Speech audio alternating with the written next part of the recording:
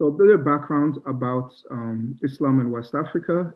It's unique for a couple of reasons. Islam first entered the region of West Africa, we think around the 2nd century Hijri, 9th century AD. So it's been there for a very, very long time.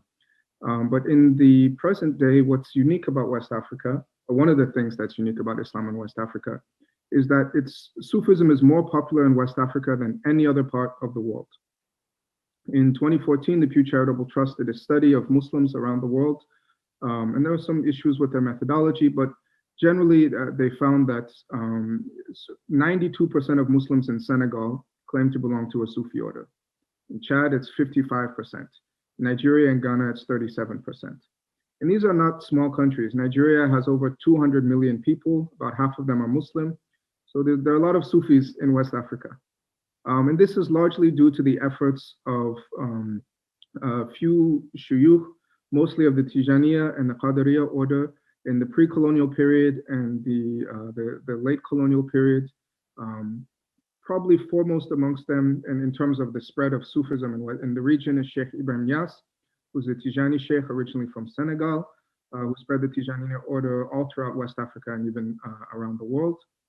Sheikh Amadou Bamba, also from Senegal, was responsible for the spread of Sufism within Senegal, as was Hajj Malik Sy, a very prominent Tijani Sheikh. Hajj Umar Futi Tall was also originally from Senegal and established what's known as the Tukulor Empire. He was also a Tijani Sheikh, spread the Tijaniya throughout the entire region of West Africa. He went on Hajj and came back and formed this very large polity, a little smaller than the lower 48 states of the US, all throughout West Africa. The Sokoto Caliphate, which was the largest pre-colonial state in West Africa, was also founded by Qadari Sufis, Usman Dan Fodio, and Sufism was spread there, particularly through the efforts of his daughter, Nana Asma'u, who was a sheikha in her own right and wrote lots of poetry disseminating Sufism amongst women throughout, and men as well too, throughout the region. And before them, Usman Dan Fodio was a correspondent and student of the great Qadri Saharan Sheikh Mukhtar al-Kunti. It's a long history of, this is just the recent history, but there's a long history of Sufism in the region. And a lot of things that contemporarily we would call Sufism, but that people themselves there don't call Sufism. Okay. So this is, I want to play for you just some examples. I know you've seen some clips of West Africa, but what is it like to live in a society where 92% of the people belong to a Sufi order, and most of these Sufi shuyukh write lots of poetry? One of the consequences of that is that social spaces are filled, the kind of soundscape is dominated by poetry, by Sufi poetry, typically Arabic poetry in praise of the Prophet, Madih poetry, which is what we're going to speak about today. So I'll just play you a few examples of that and then get into that, just so you can hear what it's like to live in West Africa.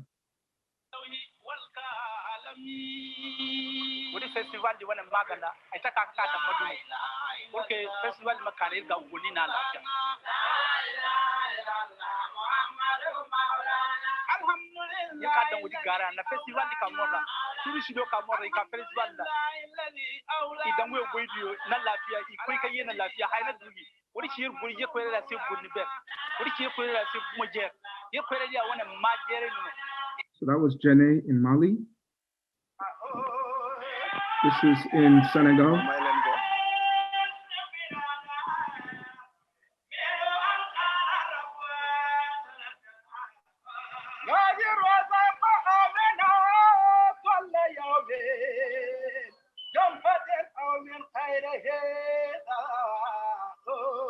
So what's amazing about this video is there's a man selling shoes on the street, and he and this man up on the roof are trading verses of this well-known poem in Arabic in praise of the Prophet. This is not an uncommon occurrence in Senegal, at least.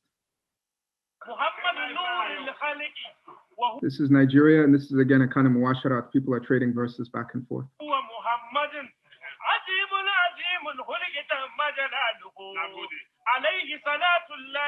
ثم سلامه يزول عذابا انا من كذواله لكل نبي اسمه وامانته ووجه جميل للتقى وبتانته محمد ومنكم وما إنصاف إلا ديانة لأحمد خير العالمين وكان تخصصهم بالخلد في المدى النبي محمد جمادة هذا الكون تدري محمد كذا العجب ولا عجاب من بعد عرفه محمد لم يعرفه غير إلهه يديك جميل كون أنعم لكونه محمد رسول الله أعفي رسولي من بلغاء شبيه شبهه الفاظ هذه كي زوجي يبدأ تسوء النبي الله بيكون الله أكبر أعفي رسولي من بلغاء شبيه شبه حرام حرام حرام حرام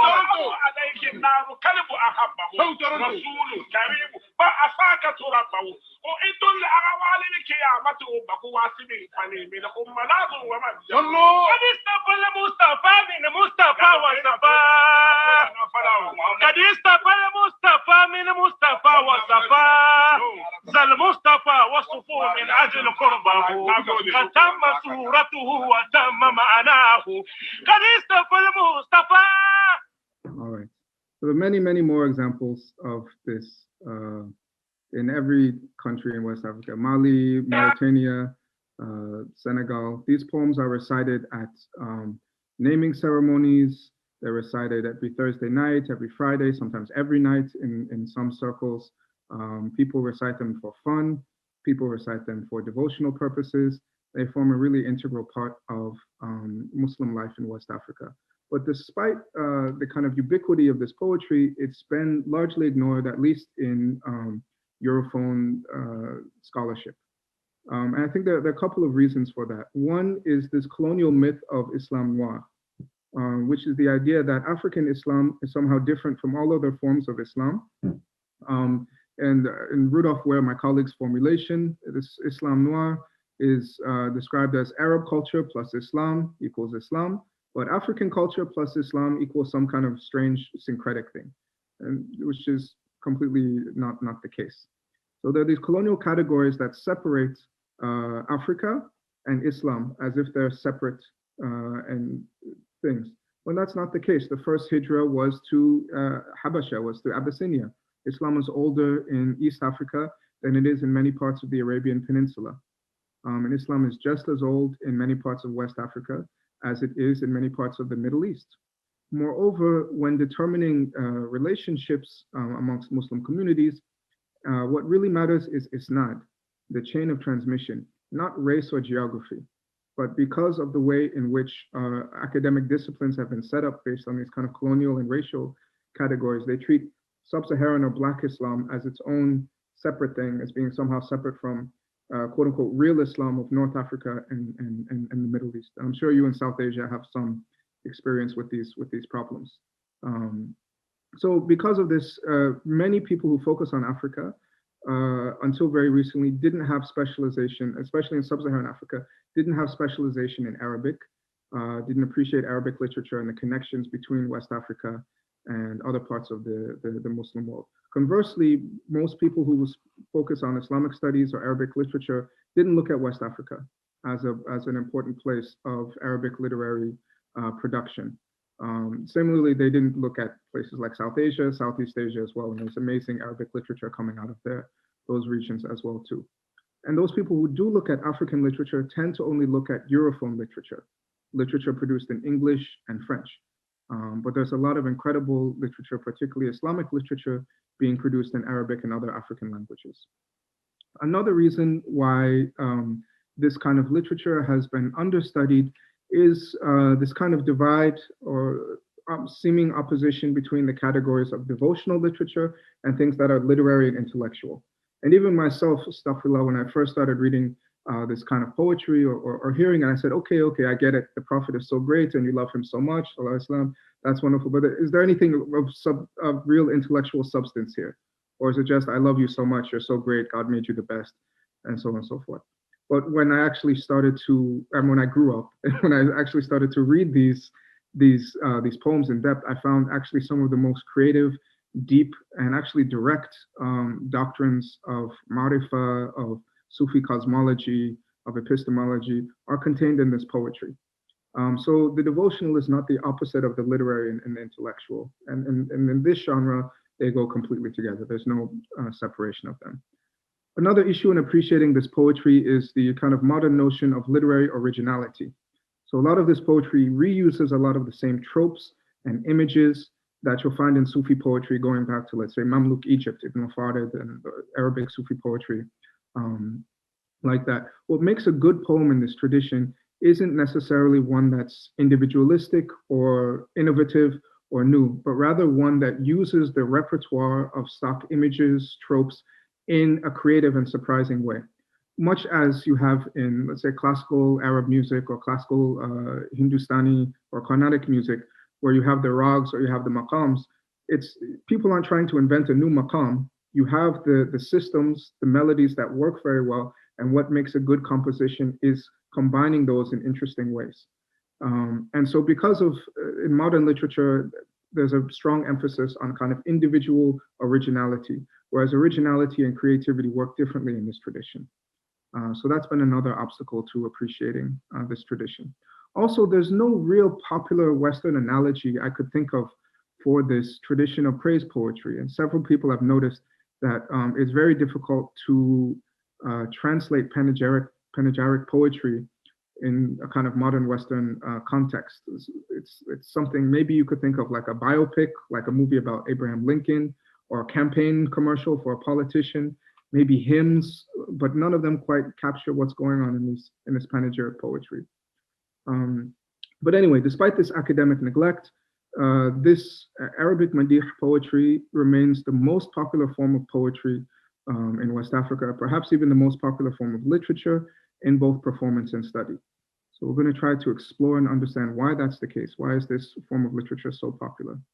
But Sheikh Ahmadu Bamba, one of the greatest poets of this tradition, gives us a warning. He says, whoever approaches the poetry of the saints by grammar and prosody alone will face grave mistakes. So in order to understand these poems, in the words of Goethe, we have to go into the poet's world and understand West African Sufi poetry and the world from which it comes. So in West African Sufism, poetry is a major part of the spiritual path. It's not necessary, but most people I know who are involved in West African Sufism spend a lot of their time reciting this poetry in praise of the Prophet. Why is this the case?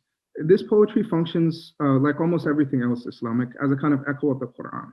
But poetry being verbal, being recited, is a particularly close echo of the Quran. So we can even take, it's kind of a daring saying, but we can even take the Prophet saying that nothing remains a prophecy but the true dream, and apply that to poetry and say nothing remains a revelation but true poetry. And so the many sayings in the Sufi tradition of things about Ibn Atallah's hikam, they said if it were allowed to recite anything other than the Quran in prayer, it would be Ibn Atallah's hikam. And the West African shuyukh and their disciples say many things about the Sufi poetry of the region as well too. Sheikh Ahmadu Bamba said, the best speech after the Quran and the Hadith is my poetry in praise of the Prophet. And so it's really given a kind of exalted status as an echo of the Quran.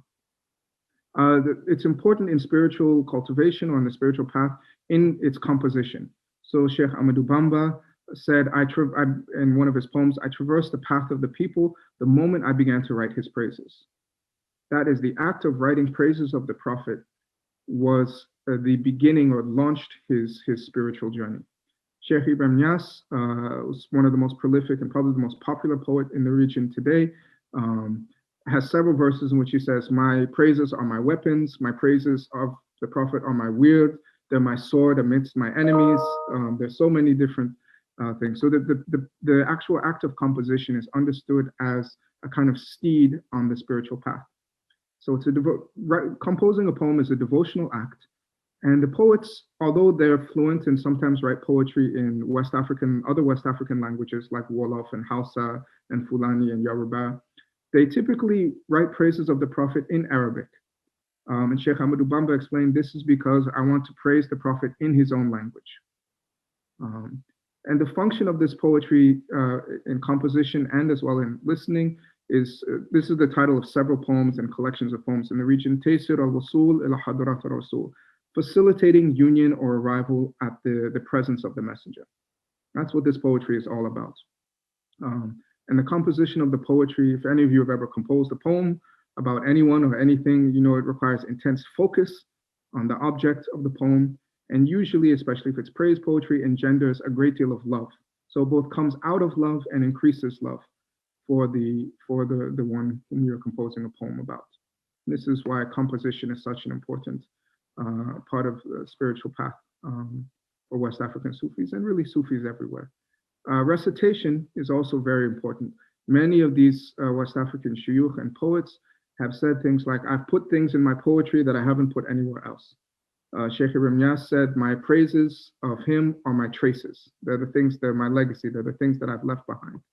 Anyone who wants to truly know me and my state should look at my poems.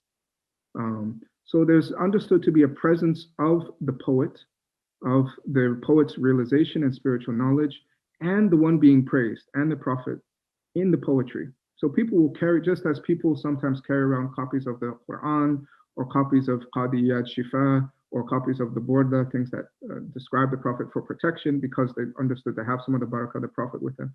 The same is true in West Africa. People, when they go on journeys, will take a collection of these poems with them, because they believe to contain the barakah both of the poet and the one being praised in the poetry, the prophet. And this has a lot to do with the idea of lisan al-hal, the tongue of the state. So these poets were, most of them, many of them considered to be realized spiritual masters, are in a particular hal. They capture that hal, that spiritual state, in a poem. And then in listening to that poem, in reciting that poem, it can help put you into that same hal. Just as a musician, even contemporary musician like Adele or something, she breaks up with her boyfriend, she writes an album of heartbreak, and you listen to it and you start to cry too, because you feel her hal. The same thing, it works the same way with this kind of poetry. And the way in which this works is a kind of what in a hadith is termed illicit magic, sihrun halal, or the alchemy of poetry. It's a kind of magic combination of rhythms and sounds and images that transforms the soul and transmutes it. And the formal beauty of the poetry is important to this as well too. The formal beauty of the poetry in its recitation leads to a kind of joy and inshirah and expansion. And like anything beautiful attracts love. And so it attracts the love of the listener, the love of the reciter, and increases your love for the one being described. And we know this is very important in the Islamic tradition in general, and Sufism in particular. There's a hadith, none of you believe until I am dearer to him than his father and his mother and all else in the world. So how do you attain this state in which the Prophet is dearer to you than everything else? Poetry is an important aid, a facilitation of attaining the state of true iman, of true love for the Prophet. And through its verses, through its abiyat, poetry trains you to read the ayat, not only of the Quran, because poetry is it's a synthetic form of speech in which in one verse you can say 10 things. And you can come back to the verse and read it over and over again and get new things out of it. And the Quran is the same way. It's several traditions that speak about the different levels of meaning in the Quran. But it not only trains you to read the Quran, the ayat of the Quran, it trains you to read the ayat in the world and the ayat in your soul. It trains you to read things symbolically and to understand the connections between various things. Ibn Arabi has many interesting things to say about poetry means shi'r, which also is related to the root of the word, which means hair. And so he describes these raqa'iq, these subtle connections that connect everything in the cosmos, everything in creation, as kind of thin threads of hair. And poetry traces out like strands of hair, connecting everything in the cosmos. And so the metaphors and the images of poetry reveal these subtle connections between everything in the cosmos and our soul and the Quran and everything. And so these are some of the reasons, the kind of cosmology or the poetics which the Sufi poets are operating in. And this, I think, explains why it's so important in spiritual cultivation in Sufism in West Africa and beyond West Africa as well too. So as I mentioned before, this idea of everything in the world being connected, this is a common theme in West African Sufi poetry and literature, but you also find elsewhere, is that the world is a poem. And so the world as a poem. So Ibn Arabi, if you take the Quranic and the image in the Hadith of the world as being God's speech. God created the world through speech. He said through it, kun fayakun, be and it is. Well, what is poetry but ordered speech? So poetry is ordered to be, because the world is ordered, God created the world biqadarin, in order, then all of the world, as Ibn Arabi says, is endowed with rhythm and fastened by rhyme on the straight path. So the whole world is a poem. And so in a certain sense, the act of composing poetry or reciting poetry is in a certain sense imitating or echoing the cosmic act of creation. Now this creation is often described as an arc of descent and an arc of ascent, from the haq, from the real, to khalq, to creation, and then back. And this happens cosmologically. The whole cosmos comes into existence and then returns to God. This also happens individually. We are created, we come into being in our bodies, we live, we die, we go back to God. This also can happen spiritually, in which we come from God, and then we try to die before we die. We try to take the voluntary return to God, to return to God before we are returned to God through spiritual practice. And that's another arc of creation and return. And in one of the more esoteric doctrines of Sufism in the region and elsewhere, this also happens instantaneously. Everything is created and returned to God at every moment, kind of like an image on a screen. Everything is continuously manifesting from the divine presence and returning to it at every instant. And so poetry, the composition and recitation of poetry, is understood to help in this ascent to God. In imitating the act of descent, it helps in the ascent. So Sheikh Ibrahim Niasse has a verse, all of the affairs of creation are from that mighty affair, meaning God or the prophetic reality. So my eye and my chest and my paper and my tongue and my pens and my ink, all of me is in service of his remembrance. By the remembrance of the messenger of God, I am exalted and elevated, and I return to God. And you even see this in the structure of a lot of these poems. There's a technique called Rad al-Ajuz al-Asad, in which the poem comes full circle. The beginning hemistitch of the poem is repeated and the last hemistitch of the poem. And so the poem kind of forms a circle, joining things together. All right. Now, so for poets who are trying to then set out to praise the Prophet, a common theme uniting almost all of these poets is the impossibility of praise. They're trying to praise the Prophet, and many of the poets say, how could I possibly do this? And this occurs in a hadith in which the Prophet is saying this about God. He says, God, we cannot account your praises, you are as you have praised yourself. And this is a recurring theme of Sufi poets who say the same thing about the Prophet himself. Ibn al-Farid famously writes, in the art of describing his beauty, time itself expires, and there still remains in him what has not been described. Busiri in his Burda says, the virtues of the messenger of God have no limit, so they cannot be expressed by human speech. And how in this world can his reality be comprehended by a people sleeping, distracted by their dreams? So this theme of impossibility of praise is probably most eloquently summed up in a poem by Ibn Juzay. He says, I hope to praise the chosen one, but was turned back by my incapacity from attaining those feats, even if I had the compass of the sea and its overflowing, even if I had the counting of the grains of sand and the stars, even if all my limbs became tongues, even then they would only reach some of what is desired in praising him. Even if all the worlds wrote his praise, they would not reach even some of what is required. So I abstained from it out of awe and courtesy and fear in the tremendous difficulty of that exalted task.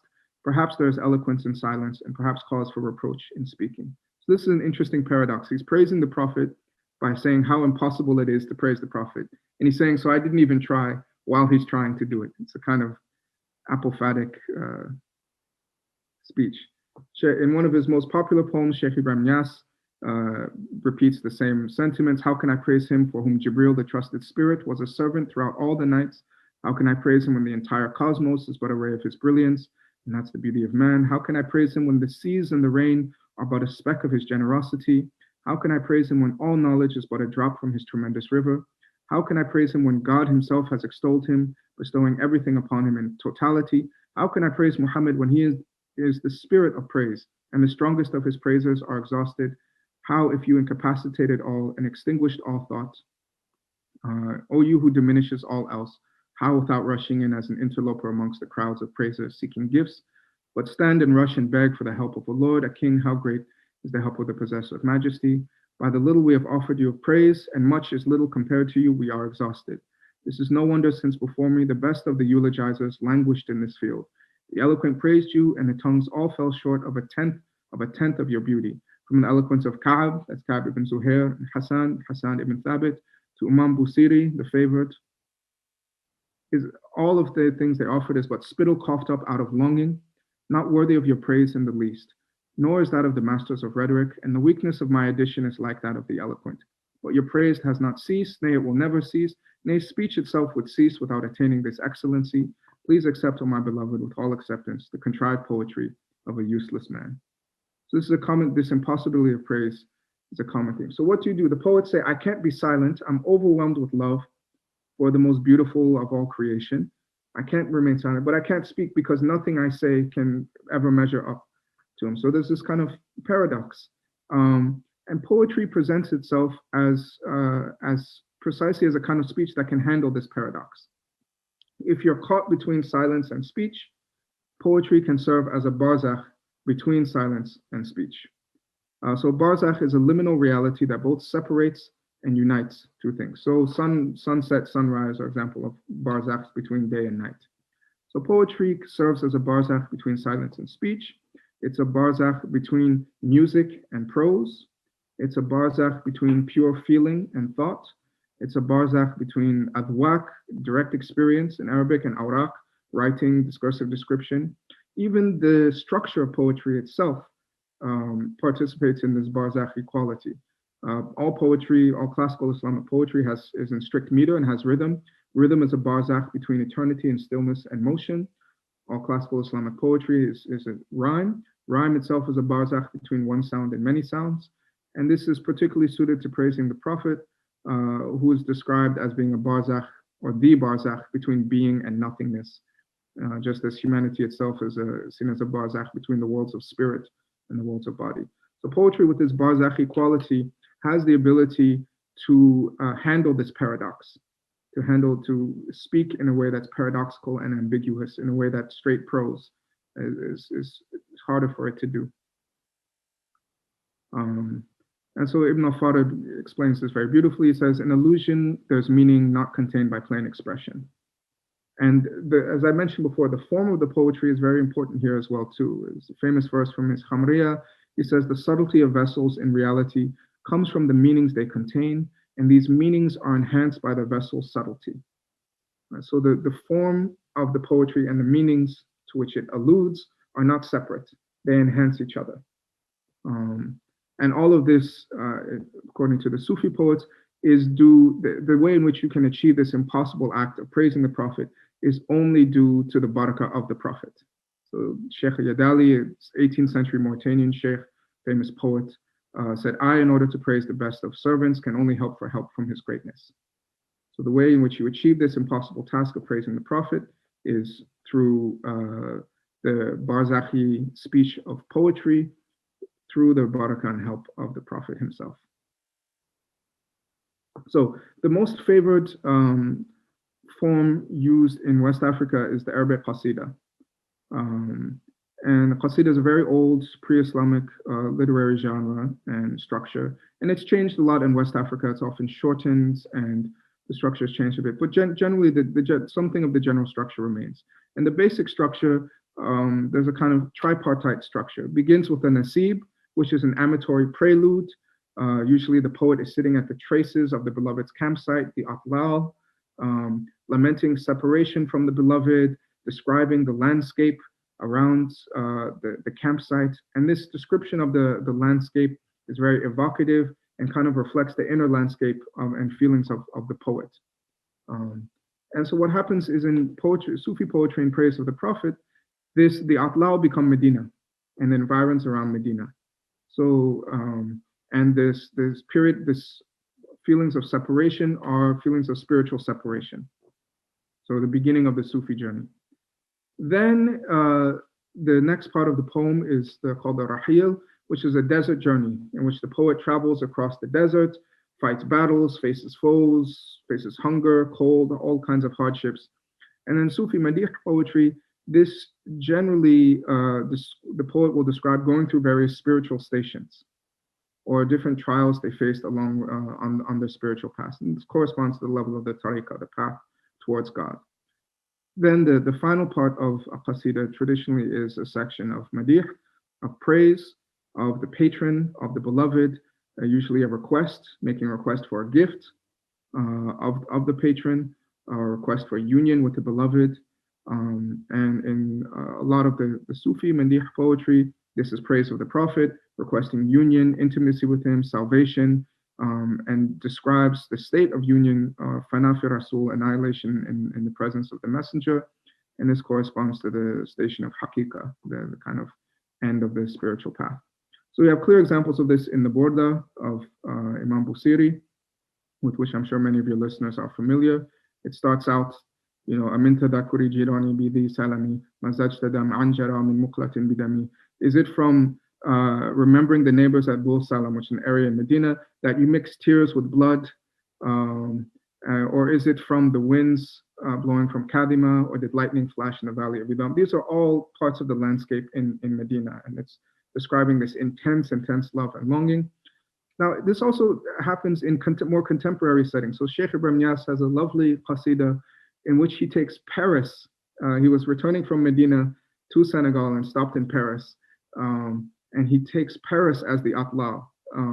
So he says, oh, and the hotel he was in was over a discotheque. And so he says, oh, the lights and the castles and the things reminded me of the one whom I love back in Medina. And so he takes the setting of Paris as the atla, reminding him of his beloved.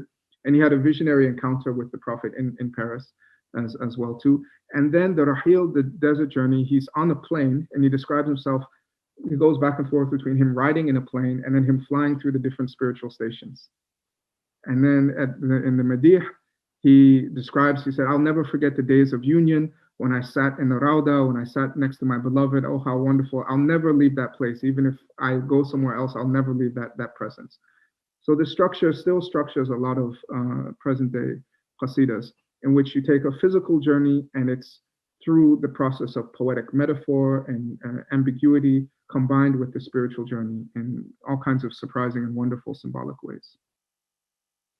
Now, Madih poetry also is what one scholar of the genre has called a double portrait. So the panegyric is both a portrait of the patron as well as the poet's own self-portrait in the same, kind of double portrait.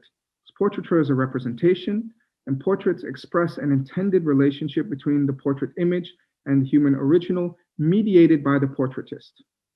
So when one is doing a portrait, whether it's verbal or visual, you are creating a representation of the object of the portraiture, but in doing so, you're also inscribing yourself into the portrait. And this is seen as particularly felicitous for these Sufi poets who are seeking union with the Prophet, who are seeking annihilation with the Prophet. So the qasida is both the qasida of praise, the panegyric qasida is both a portrait of the Prophet and a self-portrait of the author. So it's this kind of double portrait that mirrors or echoes the union with the reality of the Prophet that the poets are seeking. There's some images depicting this. This is an image of Sheikh Ahmadu Bamba, but all of him is poetry. Yeah. Okay, Sheikh Ibrahim Niasse says this explicitly in one verse. He said, if they were to depict me in reality, they wouldn't see anyone save that beloved in whom we are delighting. Right, so he says, so my reality is the same as the reality of the beloved. And so the depiction of Prophet Islam in the poetry also depicts that of the lover annihilated in him. All right. So now I'm going to briefly talk about the different ways in which praise poetry functions as a dua, supplicatory prayer, as a kind of hilya or talisman or icon, as a form of dhikr, invocation, as a mode of wujud, being or consciousness, and as an embodiment of the insan al-kamil, perfect human being. Well, one way I like to describe the way this praise poetry works is as a lullaby. So I spend almost all of my evenings now singing lullabies to my children, trying to, through the rhythms and rhymes and melodies, trying to change their state of consciousness and put them to sleep so I can go do the things I need to do, clean up the kitchen or something. And praise poetry works in a similar way, through its rhymes, through its metaphors, through its allusions, through its melodies, through its rhythms. It tries to change the state of consciousness of the listeners, but instead of putting them to sleep, it tries to wake them up to the prophetic reality, potentially within themselves. Okay, so poetry, this praise poetry functions as a dua. Sheikh Yadali quotes a tradition of the Prophet, which I've been unable to locate elsewhere, which says, anyone who composes praise of me, the Prophet saying this, even if it is just one verse, I will intercede for him on the Day of Judgment. So the composition of praise poetry is a dua, a request for intercession. There's several interesting eschatological hadiths about the Yawm al-Qiyamah, in which the Prophet is carrying the Liwa al-Hamd, the banner of praise, and praises God with praises that have never been heard before, never been uttered, no ear has heard, no tongue has uttered before. And as a result of these praises, is able to intercede for all creation. And so there's a close connection between praise and intercession in a lot of these hadith. There are also many hadith about dua that say things like, your dua is suspended between heaven and earth until you invoke prayers on the Prophet or until you praise the Prophet. And then that's their key, that's their easy pass to make it all the way through. So the praise poetry is very, very closely connected to dua. And I think Attar has a lovely verse which says this. He says, what generous love his wisdom here displays. His part is mercy, ours is endless praise. So our job is to praise, his part is to have mercy on us. And so in fact, many of these Madih poems are really just long versified du'as. Du'as asking for health, success, spiritual success and worldly success while praising the Prophet. So I'll play you a famous example from Sheikh Ahmadu Bamba that's popularly recited by his disciples. Some of them every morning they recite this poem.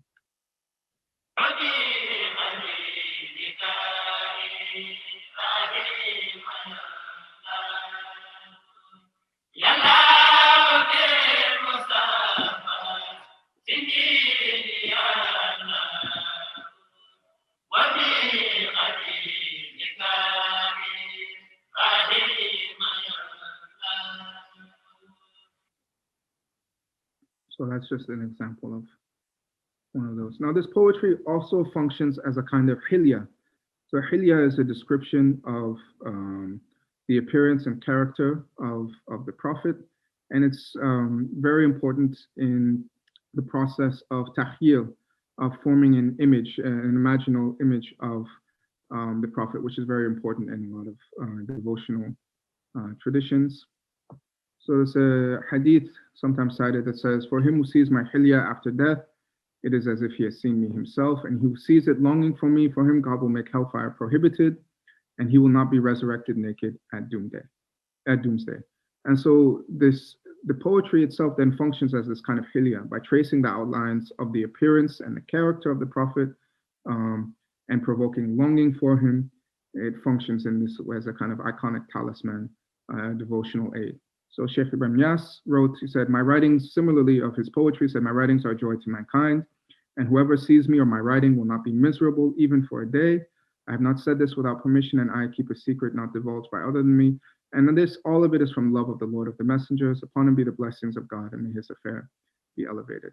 So a lot of this poetry you'll see describes the appearance of the Prophet in great, great detail, his appearance and his character as a means of helping to form this imaginal image of the Prophet in one's mind, and even to encounter the Prophet in dreams. Certain poems are recited, shuyukh will give them to disciples to recite every day until they see the Prophet ﷺ in a dream.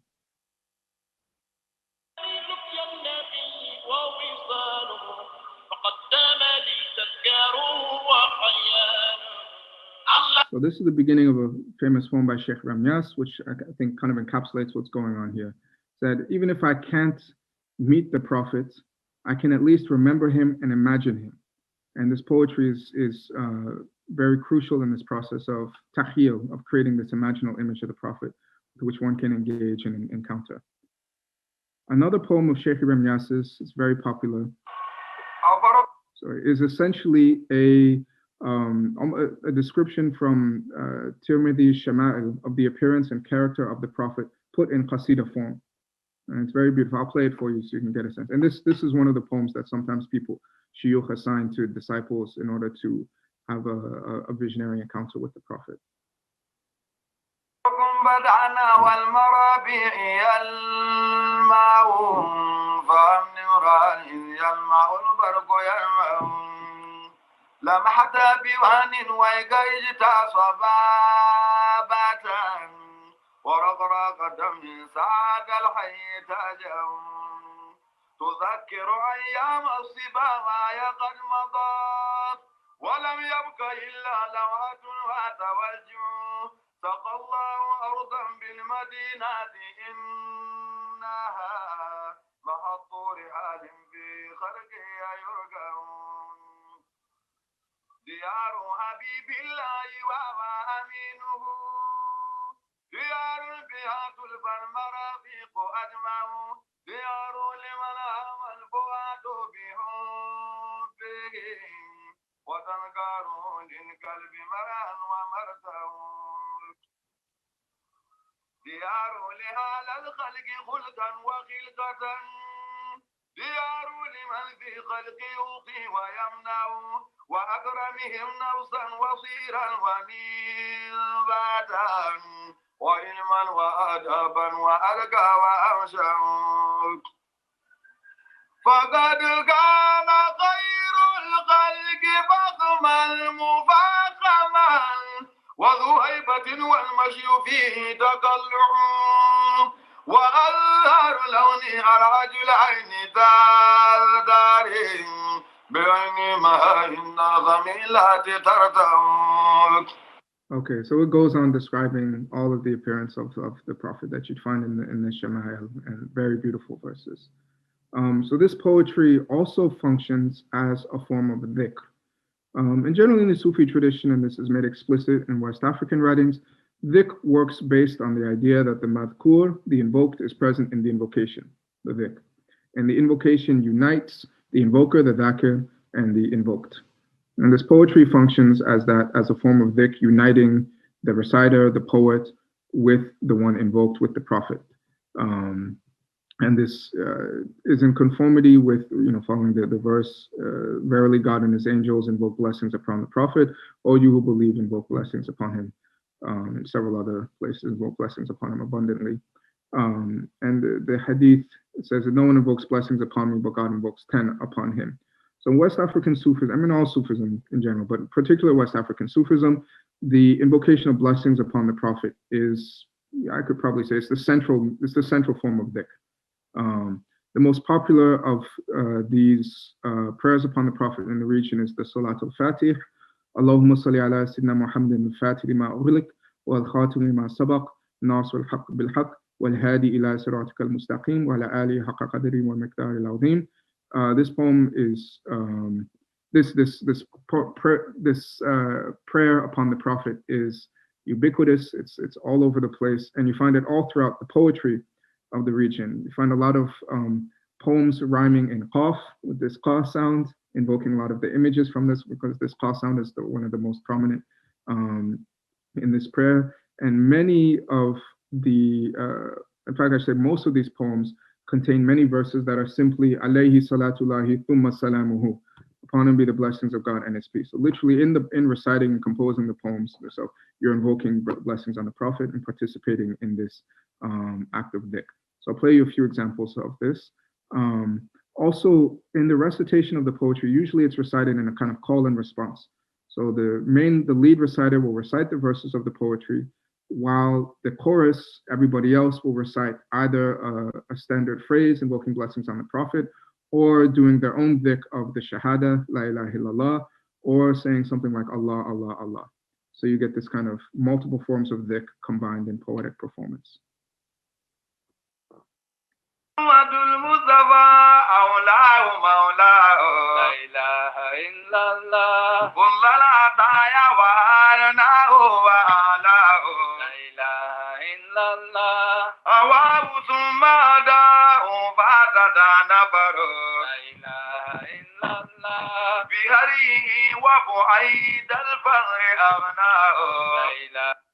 Okay, so that's one using the shahada as the chorus.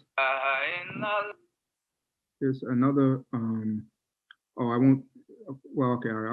do this. So this verse of the Surah Yasin It says, we didn't teach him poetry, nor is it fitting for him. And this is sometimes cited to say how, oh, poetry can't capture the beauty of the Prophet. Not just that the Prophet didn't recite poetry, and the Quran is not poetry, but as great as we try with our poetry, it can never capture the beauty of the Prophet. And this is sometimes translated as, this is only a reminder and a plain Quran. But West African Sufi commentators sometimes point out that this huwa and lahu can also go back to the Prophet. So that means he is a reminder. He is the reminder. He is dhikr. One of the names of the Prophet is Dhikrullah. And he is a plain Quran. He's the walking Quran. And this is why Aisha said upon it, it's kind of Quran yamshi ala al-ard, the Quran walking on the earth. So the Prophet himself is dhikr. And so a way of engaging with him is participating in dhikr. It's one of my favorites. وهو أمن وأمان الله الله الله وطعام وشراب الله الله الله وهو كنز الله الله الله وهو نور ولباب الله الله الله إن أرضا ليس بها الله الله الله حب طالب الله الله الله وقلوبا ليس بها الله الله الله حب طال خراب الله الله الله بل يكون في كل قلب الله الله منها طال صاب الله. I can just go on listening to that for hours and hours. So this is a rough translation of this. I tried to translate it matching the kind of meter in which they were singing it. Loving Taha is delightful. How lovely is that great noble. He's the treasure of creation, and to all goodness a doorway. And he's peace in our protection, and he's food in our refreshment. He's a pearl and he's a treasure. He's the kernel and quintessence. A land without love of Taha is a wasteland so forsaken, and hearts without love of Taha are ruins wrecked and desolated. And in each and every heart is a portion of Taha's passion. He's the soul's enchantment truly, and he is the answered prayer. No beloved can distract you from him, no hearts, no violence. Without that, I don't care at all for any blessing or torment. It's a lovely little prayer that's usually a poem that's recited in between invocations of Allah, Allah, Allah, or other things like that. And most of this Madih poetry is recited kind of as a form of dhikr with invocations of Allah or the Shahada or blessings on the Prophet in between their verses. And the verses themselves are also forms of dhikr. I mentioned the Salatul Fatih before. This is a translation of it. O God, blessings and peace be upon our Lord Muhammad, the opener of what was locked, and the seal of what came before, the helper of the truth by the truth, and the guide upon your straight path, and upon his family in accordance with the right of his rank and tremendous degree. And I mentioned this poem, this prayer appears in the poetry of the region in many ways. More than one poet has even written an acrostic poem of this prayer. So the first letter of the first verse is the first letter of the prayer, and the second verse begins with the second letter of the prayer. So I'm reciting the poem, you're reciting the prayer. But one of the most popular poems from this West Africa, this sheikh from Nigeria, from Kano, Abu Bakr Atiku, so popular they even wrote it in calligraphy outside his house in Kano. Is closely connected to this prayer. It alludes to it in several different ways. So I'll read it briefly for you here. My praise of him is in silently bowing down my head, not in what I can write down on paper. So what can I say in praise of someone whom the Lord of the worlds has described as the most exalted in character? So this is a reference again to the impossibility of praising the Prophet, while paradoxically doing so by declaring it impossible. Say whatever you want in praise of him, provided that you describe him as a servant of the Creator. And this is a reference to a verse of Busiri's Burda, which says, leave aside what the Christians have said of their prophet, otherwise praise him however you want. Say his servant, his friend, his beloved, his pure one, the opener of all locks, again a reference to this prayer, the master of all noble messengers and the best among them. He's the origin of all creatures without exception, the handful of divine light, which from the time before Adam has been distributing God's sustenance. Everything without exception was brought into being from his light, the origin of all origins, the seal of those who have come before. And these come from descriptions in later Shama'il literature describing the Nur Muhammadi, the light of the Prophet. And then the seal of those who have come before as a reference to get back again to the prayer. He's the essence of the truth, his talisman, and a succor for us with his subtle assistance. This reference to a talisman here is a reference to another prayer upon the Prophet in the Tijani tradition called the Jalharat al-Kamal. He is his oil, his niche, his lamp. He is his glass hidden from people's eyes, a reference to the famous Ayat Nur, the light verse of the Quran. He is his magnetic lodestone who attracts the hearts to the presence of the Creator, the secret of theophany, the secret of his God. He's the secret of his Lord, the uncreated, the everlasting. He is the straight path, Muhammad, who obliterates error through his radiant light. So you can see how this poetry combines all of these different references in a way that you can sing and hum along to. All right, so now praise as being, praise as wujud. The act of praise is in a certain way equivalent to or echoes the very act of creation, of existentiation. And you find this in a lot of West African Sufi texts, again, and also in Ibn Arabi, the works of Ibn Arabi and the school of Ibn Arabi. So he writes, the reality of praise, according to the verifying Gnostics, is the act of making God's attributes of perfection manifest. This could be either through words, as is well known amongst the masses, or it could be in act, which is like God's praise for himself and the praise of all things for him. Now, God's praise of himself, which is the most exalted level of praise, is his existentiation of every existing thing. His existentiation of every existent is praise in the general sense. So if all of creation is God's speech, and all creation contains ayatullah, things that reflect the qualities of the divine, then all of creation is God's praise. So one of the interpretations of the verse of the Quran that say everything hymns his praises, everything hymns God's praises, is that their very existence is the praise of God. So everything is praise. The existence of everything is praise. So in this sense, it's valid to call every existent thing praise, and just as every existent is a praise, so too is it a praiser. Now, the most exalted and most tremendous level of praise is the level of the Muhammadan seal. So the acts of praise are ranked in quality by the one who's doing the praising. If someone you respect a lot praises you, that means a lot more than someone you don't respect praising you. The quality of the praise, what's actually said, and the one being praised. So the best of praises would unite the best praiser with the best form of praise and the best praised. And so the Prophet Muhammad, in this sense, is existentially the best form of praise because the best praiser is God, and the best praise is the best of creation, the Prophet, and the best praised, again, is God himself. So the Prophet Muhammad brings together the best praiser, brings together the best praiser, the best praised, and the best praised. So he is the best form of praise. On account of the Prophet's arrival at the praiseworthy station, Maqam al-Mahmud, that's mentioned in the Quran. So his hallowed essence is the utmost level of praise through which God praises himself. This is why the Prophet has been singled out with the banner of praise, the Alhamd, and why he's called the praiser, Hamid, the most praiseworthy, Ahmed, and the praised, Muhammad. So this is the secret of one of the secrets of the name of the Prophet, Muhammad and Ahmed, is praise as existence. And so in composing, reciting praise poetry, and praising the Prophet, you're actually echoing or participating in the divine act of existentiation and creation. And so occupying the praiseworthy station, later Akbari, Ibn Arabi influenced Sufi literature, including that in West Africa, connects this praiseworthy station to the station of no station, maqam la maqam. It's kind of transcendent, highest station of Sufi saints, which is occupied only by al-insan al-kamil, the perfected human being, the complete human being. The insan al-kamil has multiple dimensions. It's difficult to discuss it briefly, but it's a logos-like first divine descent, the summit of all creation, the actualization of all human potentialities, the nexus of the human and divine. And it not only refers to a particular human being, but rather the potential perfection within each and every human being. So the Insan al-Kamil serves as a kind of barzakh between the real and creation, the one and the many, the absolute and the relative, and contains everything within it. And this explains in part one of the reasons why when I teach this poetry, sometimes my Christian students ask, like, well, why do these people praise Muhammad more than they praise God? Talk more about Muhammad than they do about God. Why aren't they praising God?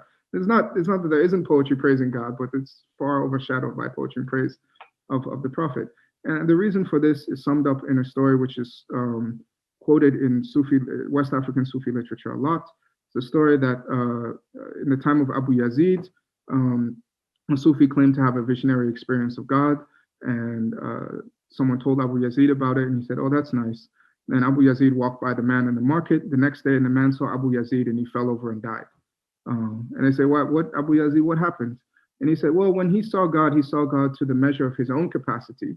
But when he saw me, he saw God to the measure of my capacity, which was way more than his. So he was overwhelmed and passed away. So the idea is that so right now, I don't have a direct line of sight to the sun. But if there were a mirror to be placed on a tree out there, that mirror, which has a direct line of sight to the sun, I would be able to see the sun more clearly in that mirror than I would be from my current position, which is blocked. And so the divine attributes and qualities are more clearly seen in the Insan al-Kamil, more clearly seen in the prophetic, in the prophet, because the prophet's nature is the most perfect and complete, it's the most perfect and complete mirror, than our own twisted and cloudy mirrors. And this is part of the reason that's given for the focus and veneration and praise of the prophet and as this Insan al-Kamil. Now the station of maqam la maqam is Ibn Arabi and West African Sufi masters also explain that each station is, even the lofty stations are delimited by being one station and not another. So to attain this kind of true perfection, to really follow in the Prophet's footsteps, you have to enter the maqam la maqam, the station of no station, which is not delimited by being any one station, which is this kind of station of perfect receptivity and fluidity that can take on any station. So if you want to transcend color, for example, the goal isn't to become purple, like let's say the highest frequency color, is to become clear, and that way you can take on any colors, like water. And this is alluded to in several verses. Or another way of explaining this idea of Insan al-Kamil occupying maqam la maqam is that of a dreamer within a dream. So let's say I go to sleep and I dream that, let's say I'm LeBron James in an NBA final, or that I'm a star cricket player or something like that, and I'm bowling. That the player in the dream who's throwing it, he's not throwing when he's throwing, but rather I'm throwing. The dreamer is the one throwing, and everything. The dream would not exist were it not for the presence of the dreamer, me in the bed, in the dream, as that, seeing through the eyes of that particular character, and acting through him. And so you see this in hadith, things like the world will not end as long as there's somebody who says Allah, Allah. Things about the similar traditions about the Qutub in Sufism keeping the whole world in existence. The presence of the dreamer, God, within the dream through this figure. And as a result, because this figure has a direct kind of link to, let's say, the consciousness of the dreamer, of the divine dreamer, everything in the dream is contained within that particular figure. So Ibn al-Farid has a beautiful verse describing this. He says, no one speaks unless his speech is from mine. No one sees but by the gaze of my eye. No one listens unless listening by my ear. No one grasps but by my might and strength. No one is speaking, hearing in all creation but me. In the composite world, I appear deep within every shape and form, adorning them with beauty. And here we see an echo of the hadith in Nawafil. When I love him, I become the hand with which the hearing with which he hears, the sight with which he sees. So again, describing this state, entering this the station of no station, the level of the Insan al-Kamil, which is exemplified and best embodied by the Prophet, described like this. Ibrahim Yas also describes this. He says, the union of all slaves is by my rope, and he realizes this who does not belie my Lord. My traveling attained a perfection and knowledge that cannot be hoped for. The poles all fell short of reaching the summit of mine. This is by the grace of the God of mankind and the love of the messenger of God. People know that I am his servant. The union of the beloved of God made good my union. So the particular role that the Prophet plays when one is annihilated in or united with the Prophet, one attains this similar station of no station. Ibn al-Farid describes its kind of transcendence and transcendence of transcendence in this way. Yet never qualify me as a companion near, which I regard as an outrageous crime, severing the rule of union. For my arrival is my parting, my nearness being far, my loving, my loathing, my beginning, my end. By her I alluded to myself and meant none but me. For her sake I stripped off my name, my namesake and fame, and set out far beyond where those before me stood still, where minds went astray on accustomed paths, died and disappeared. I have no attribute, that is a stamp, as a name is a brand. But if you must speak, speak of me elusively or with metaphor.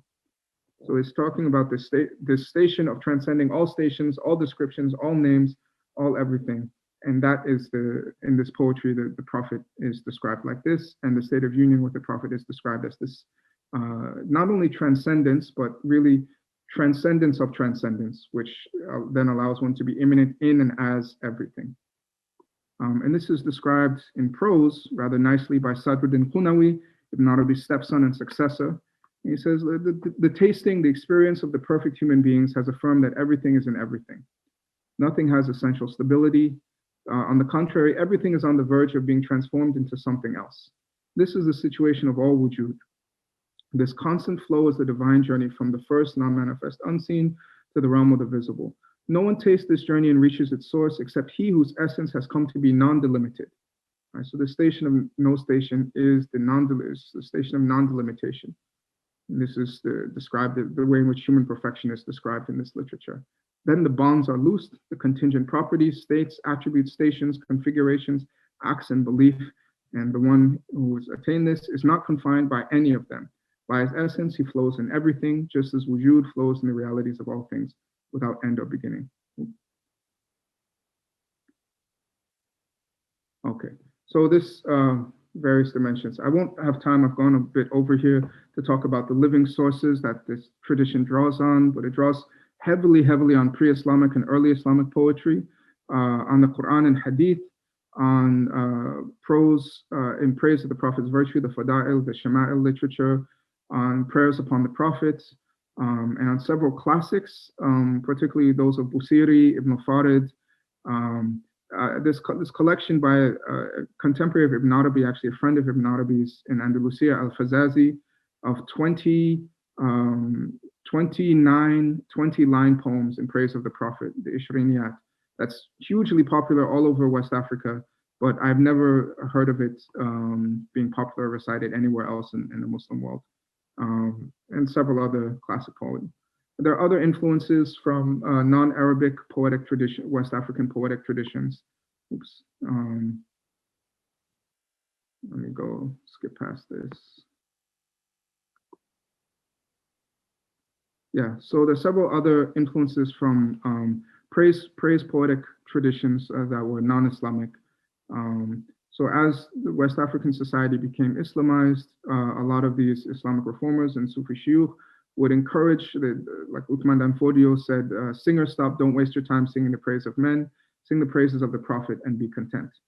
So the famous, very famous traditions of praise poetry and singing, the famous griot tradition of West Africa, the Jellies would sing the praises of the kings of the Mande Empire. And generally these praise traditions in Yoruba, the similar traditions called Oriki, they're kind of very evocative praises of one's ancestral lineage. And what they're understood to do is in praising your ancestors, they actually evoke those noble qualities within you. And so when you listen to these praises, so for example, like if my family goes to Nigeria for a funeral or a wedding, people will come and they'll do some research and they'll figure out my family's Oriki. And they'll come reciting it to me or to my father. And you kind of expand, you feel different, you feel the kind of, it evokes the presence of those ancestral noble qualities within you. And so praise poetry, poems in praise of the Prophet and poems in praise of Sufi masters and saints functions in a very similar way. And a lot of the people who were specialists or are specialists of the genre also do Madih poetry now too. So in praising the Prophet and his qualities and the qualities of the saints, they're meant to evoke them and provoke them within you. There are other interesting features, like some West African Arabic Madih poetry uses non-standard meters drawn from West African musical traditions and other poetic traditions too, but I won't get into that. I want to get to the conclusion. All right, so Madih poetry describes, embodies, invokes, evokes, and provokes the non-delimited human perfection of the Prophet in its wedded forms and meanings. It functions as a form of dua, as a kind of hilya, an icon, as a form of dhikr, as a kind of repetition or embodiment of wujud itself, and as a particularly effective embodiment of the insan al-kamil. It mimics or echoes God's praise for himself, God's greatest praise for himself being the Prophet, and attempts to embody it in verse. And this is done through the kind of magic or alchemy of poetry, which is like a lullaby, which captures the state of the poet and tries to set it free in the listener or the reciter. It provokes desire and love for the beauty of humanity, for the perfection of humanity, and its formal beauty is central to this efficacy. And looking at this poetry, you can't really separate the devotional and the literary elements. So the devotional is literary and the literary is devotional.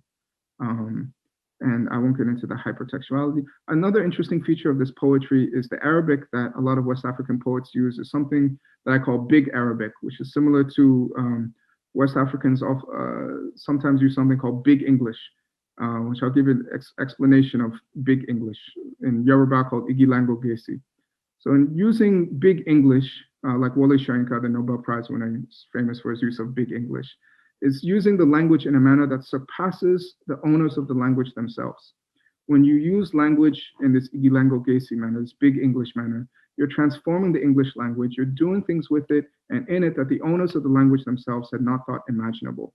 So Soyinka is one of these, he's a Nobel Prize winning playwright and author, writes in incredible English. His intention is not merely to wake napping English for the edification of Englishmen and women. His intention is to take the English language to areas of being that the owners of the language had not thought imaginable, or which is the same thing, had once thought imaginable, but had irrevocably lost and can recover now only if they have the humility, the grace, and the self-interest to make themselves receptive to this fundamental aspect of world literary and intellectual history in the 20th century. So I'd argue that the West African Arabic poets are doing the same thing here. They're trying to use the Arabic language in ways in which it is no longer commonly used in many places in the Arab world. And they're trying to use ways in which the Arabic language used to be used, but in which have fallen into disuse in some places. Another important note is that all genres of literature, all literature itself, assume a kind of anthropology, assume an idea of what a human being is. And this is particularly evident, particularly prominent in this Madih poetry, which is really attempting to define humanity as that which cannot be defined or delimited. And this is very important. As William Chittick writes, he says, once it's understood that the proper role in the cosmos is to manifest the divine essence in a global and plenary fashion, that is in the station of no station and following the Insano Camel, it's easy to see that the main currents of modern thought are designed to keep people as far away from this central point as possible. This is because science, technology, and the other branches of modern learning, not to mention politics, are grounded in ignorance of human nature. Modern forms of knowledge falsify the human self by defining it in terms of ever more narrowly focused disciplines, biology, neuropsychology, genetics, psychology, history, economics, etc. Modern intellectual currents, media, popular culture, make people comfortable with the false notion that they belong to fixed stations. Once people lose sight of the non-delimitation of the true human state, they lose the possibility of thinking about perfection, much less achieving it. Modern knowledge tells us who we are not, can never tell us who we are. Only a perspective rooted in the station of no station, or I would add poetry rooted in the prophetic reality of the Insano Camel, can show us the way to this central point of the reality of being human. Thank you very much. I have some more poems I could show you if you're interested, but I think I'll stop there as I've gone on a bit over time. Thank you. Thank you so much, Dr. Ogunnaike. It was a really multi-dimensional presentation, and I'm so happy to tell you that most of the room is full of young people. Wonderful. Which is really, really heartening, and for them to listen to something which also resonates with our own regional culture of Islam. And it is so sort of heartening and encouraging that in today's sort of sterile environment, that wherever Islam goes, and if its spirit is alive, it gives expressions to that spirit through creativity, the arts, and how they are all united through the spirit.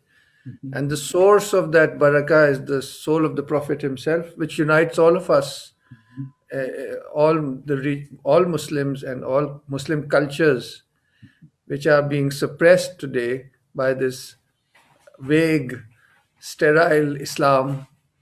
So I think your talk MashaAllah, we're very grateful for it, and we hope to be engaged with you if whenever you can find time. I'm sure these young people would really like to do that, inshallah. And I must now thank you because our time is up. So we are going to end with a naat, with a praise poem in Urdu by our students who are learning classical music here. If you have the patience, if you have the time, you're most welcome to listen in. Thank you. Yes. Thank you very much. Adil ji.